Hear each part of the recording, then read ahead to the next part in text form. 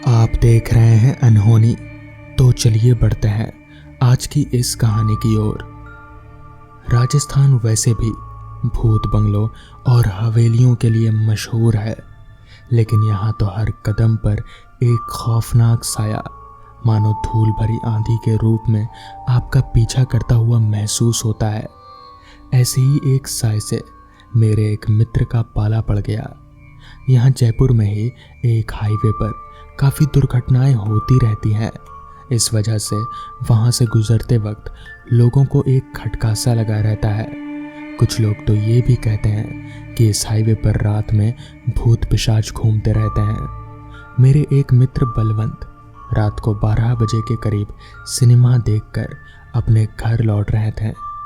रास्ते में ऑटो वाले से कहा, भाई साहब, ये हाईवे का दूसरा सर्कल जहाँ जाता है वहाँ पर उतार दोगे? ऑटो वाले ने अपनी बड़ी बड़ी और लाल आंखों से बलवंत को देखा और कहा, 200 लगेंगे। ये तो बहुत ज़्यादा है भाई साहब। जान से ज़्यादा है क्या? इस वक्त मेरे सिवा वहाँ कोई नहीं जाएगा। देना है तो दो, वरना निकलो। अच्छा ठीक है, ले लेना, चलो। ऑटो गड़गड़ाहट करते हुए चला जा रहा था। बाहर हर चीज डरावनी लग रही थी। बलवंत ने सोचा, आज तो आ गया, पर अब इतनी दूर कभी नहीं आएगा। मन ही मन अपने डर को छुपाता बाहर देख रहा था। पेड़ पौधे, सड़क, अंधेरा, साए साए करती हवाएं, सब मिलकर कोई खौफनाक मंजर दिखा रहे थे। ऑटो वाला भी शायद डरा हुआ था, इसलिए चुपचाप चले जा रहा था। इतना बड़ा शहर, पर इस रोड पर तो मुश्किल से 2 या 3 गाड़ियां ही दिखाई दी। सड़क किनारे गौर से देखो तो अजीबोगरीब आकृतियां दिखाई देती हैं। कोई भी इंसान नहीं दिख रहा था। अचानक बलवंत ने कहा, ये क्या? सड़क से दूर एक कुआं है जहां शायद कोई दिखा। बलवंत ने कहा, भाई जरा धीरे चलाना। ऑटो की स्पीड धीमी हो गई। ध्यान से देखा तो 3 छोटी छोटी लड़कियां सफेद चोगा पहने कुएं में देखकर हंस रही थी। मन बैठ गया, सांसें तेज हो गईं। फिर देखा आसपास कोई नहीं है, केवल वो 3 छोटी छोटी लड़कियां कुएं में देखती, फिर आसमान की ओर मुंह करके जोर जोर से हंसती, फिर कुएं में देखती, फिर आसमान की ओर मुंह करके जोर से हंसती। इस पर बलवंत ने कहा, भगा भगा ऑटो भगा। ऑटो वाले ने भी हड़बड़ाहट में ऑटो को भगाना शुरू कर दिया। दिल धक से रह गया। वो सब क्या था? वो लड़कियां आधी रात को हाईवे पर क्या कर रही थी? वहां तो कोई घर भी नहीं है। नहीं नहीं नहीं नहीं, ये नहीं हो सकता। क्या वो डायन थी? क्या मुझे वो दिखी? खौफ के मारे मुंह गला सब सूख गया, हाथ पैर कांप रहे थे। ऑटो वाले से कुछ कहने लायक भी नहीं रहा। मन में सोच रहा था, सब सही कहते हैं, ये रोड भूतिया है साला।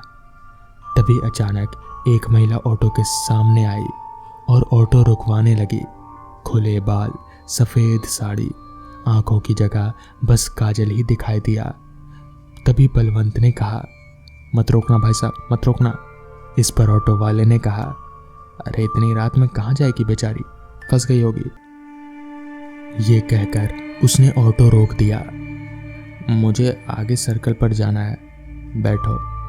बलवंत का मन नहीं माना। वो उस औरत को डरते डरते गौर से देखने लगा। जैसे ही वो ऑटो में चढ़ने लगी, बलवंत का कलेजा मुंह को आ गया। बाप रे, इसके तो पैर ही उल्टे हैं। आवाज बैठ गई, गला चौक हो गया। वो बलवंत के बगल में ही बैठी थी। बलवंत ने उसकी ओर एक बार भी पलट कर नहीं देखा, बस चुपचाप अपनी सीट पर जमकर बैठ गया। पूरा शरीर जैसे का तैसा रह गया, जैसे किसी शेर को सामने देख लिया हो, जैसे किसी ने स्टैचू कह दिया हो।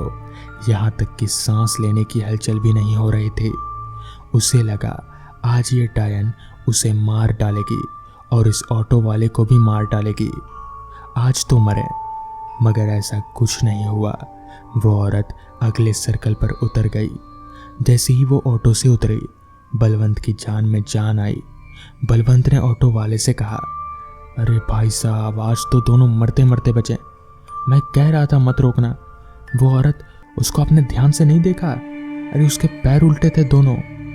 ये सुनते ही ऑटो वाले ने अचानक से ऑटो रोका। क्या? हाँ, उसके पांव उल्टे थे, मैंने देखा। ऑटो वाले ने हंसते हुए अपने पांव को आगे बढ़ाया और कहा, कैसे, ऐसे उल्टे थे क्या? बलवंत वहीं पर बेहोश हो गया। तो दोस्तों, ये थी आज की पहली कहानी। तो चलिए बढ़ते हैं आज की दूसरी कहानी की ओर। रोहन अपनी शिफ्ट पूरी करके अपने कॉल सेंटर से ऑफिस के बाहर पार्किंग में अपनी बाइक के पास आता है और अपनी बाइक स्टार्ट करने लगता है, पर बाइक स्टार्ट ही नहीं हो रही थी। रोहन थक हार कर अपनी बाइक का तेल देखने लगता है। उसने देखा उसकी बाइक का तेल खत्म हो गया है।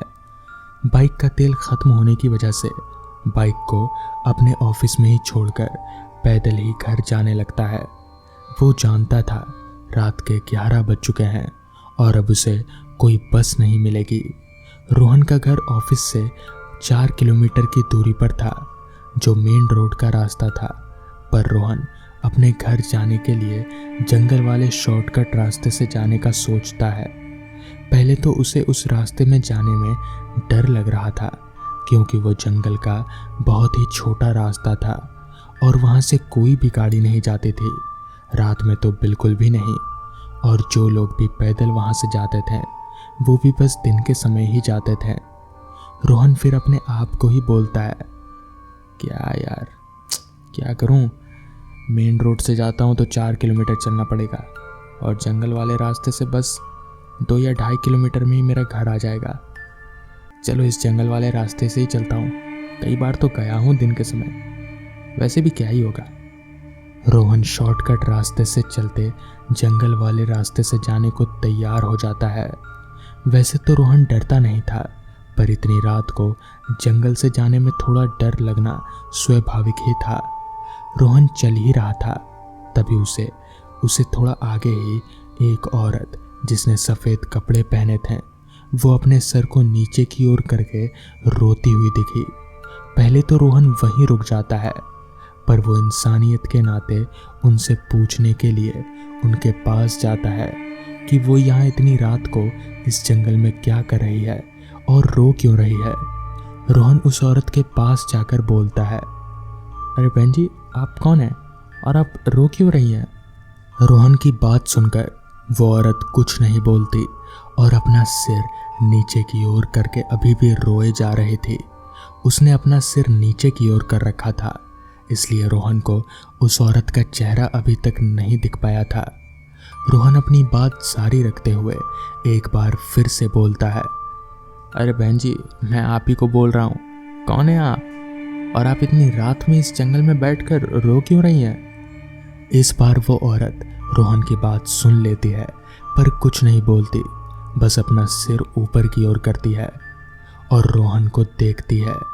जैसे ही रोहन ने उस औरत का चेहरा देखा तो उसका दिल थम सा गया और उसके हाथ पैर कांपने लगे। रोहन ने देखा वो औरत कोई और नहीं बल्कि मधु आंटी थी, पर इनकी मौत तो लगभग 2 साल पहले ही हो गई थी। रोहन बिना टाइम गवाए वहां से अपने पीछे की ओर भागता है। रोहन कुछ ही दूर गया था तो उसने देखा उसके आगे एक आदमी बैठा बीड़ी पी रहा है। रोहन भागते हुए उस आदमी के पास जाता है और हाँफते हुए बोलता है, अंकल, अंकल मुझे बचा लो। रोहन की बात सुनकर वो आदमी बोला, क्या हो बेटा, और किससे बचाने के लिए बोल रहे हो? इस पर रोहन ने हकलाते हुए बोला, वो वहाँ पर भूत है वहाँ पर। रोहन की बात सुनकर वो आदमी हंसने लगता है और हंसते हुए बोलता है, अच्छा तो अब कहाँ है तुम्हारा भूत?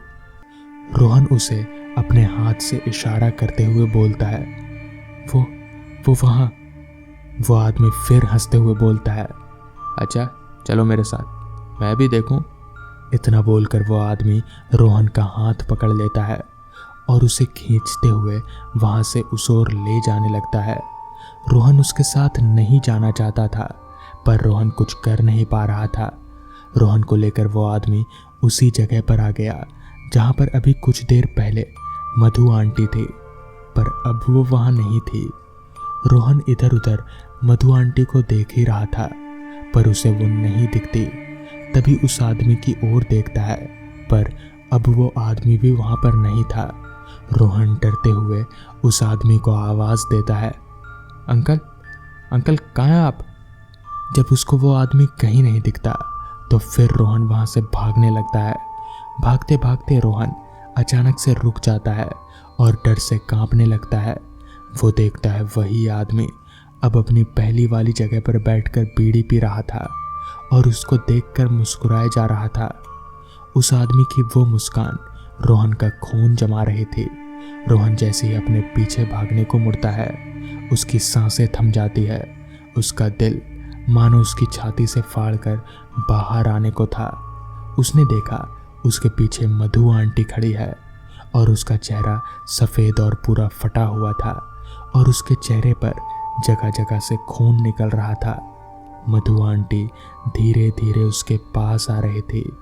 वो जितना पास आ रही थी वैसे वैसे रोहन की दिल की धड़कन तेज होती जा रही थी। मधु आंटी रोहन के पास आकर रोते हुए बोलती है, उसने मुझे क्यों मारा? मेरी क्या गलती थी? रोहन ने डरते हुए कहा, किसने मारा? मधु आंटी अब गुस्से के साथ बोलती है, तेरे बाप ने। उसने मुझसे कुछ पैसे उधार लिए थे और जब मैंने उससे पैसे मांगे तो उसने मेरा गला दबाकर मुझे मार दिया। आज बड़े दिनों के बाद मेरा बदला पूरा होगा। तेरे बाप ने मुझे इसी जगह पर मारा था और अब मैं तुझे। इतना बोलकर मधु आंटी हंसने लगती है और रोहन अब विनती के सुर में बोलता है, मुझे जाने दो, मुझे जाने दो। मैंने तो आपको नहीं मारा, आप मुझे क्यों मार रही हो? रोहन की बात सुनकर मधु आंटी हंसने लगती है और हंसते हुए ही बोलती है, मैं तुझे यहाँ मारूंगी और तेरा बाप वहाँ तेरे गम से मरेगा। इतना बोलकर वो रोहन के पास आकर उसका गला दबाने लगती है, मगर तभी वहाँ पर पीछे से एक जीप आती है। उस जीप में 2-4 पुलिस वाले थे जो शायद पेट्रोलिंग कर रहे थे। उनको आता देख मधु आंटी अचानक से वहाँ से गायब हो जाती है और इस तरह से रोहन की जान बच जाती है। तो दोस्तों, ये थी आज की कहानी। अगर आपको ये कहानी पसंद आई हो तो वीडियो को लाइक और चैनल को सब्सक्राइब कर दें। तो मैं आपका दोस्त आर्यन जल्द ही मिलूँगा आपसे ऐसी ही नई कहानियों के साथ।